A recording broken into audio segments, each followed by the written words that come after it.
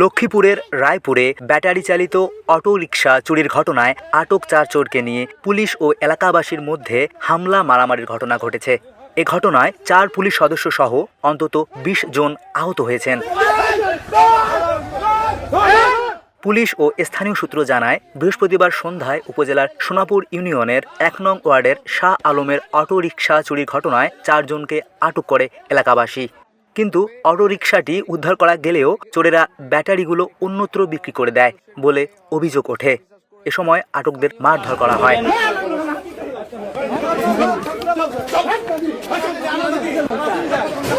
খবর পেয়ে পুলিশ ঘটনাস্থলে গিয়ে আটক ব্যক্তিদের উদ্ধার করে থানায় নিয়ে যাওয়ার চেষ্টা করে, কিন্তু ব্যাটারি না পাওয়া পর্যন্ত তাদেরকে ছাড়বে না বলে জানায় এলাকাবাসী।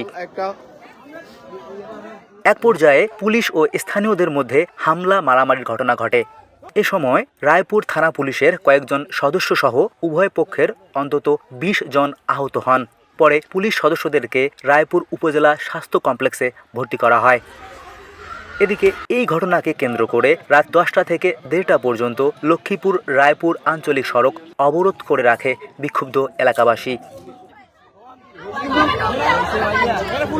এ ঘটনায় জড়িতদের বিরুদ্ধে আইনানুগ ব্যবস্থা নেওয়া হবে বলে জানিয়েছেন অতিরিক্ত পুলিশ সুপার হোসেন মোহাম্মদ রায়হান কাজেমি।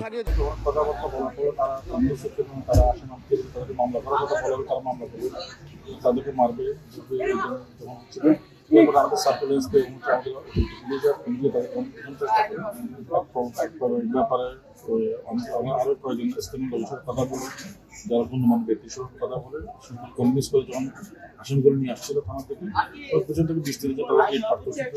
যাতে আমাদের একজন আহত হয়েছে, একজনের মাথা ফাটে 3টে সেলাই হয়েছে, আরো 20 জন আহত আছে। আমরা ওদের 4 জন যে চোর সঙ্গে যাদেরকে করা হচ্ছে তাদেরকে আমরা থানায় এনেছি। যদি আমরা যদি যান অভিযুক্ত হয়েছে তিনি যদি মামলা করেন তাহলে আমরা মামলা দেবো। আর পুলিশের যে অ্যাসল্টটা সেই পুলিশের একটা মামলা হবে।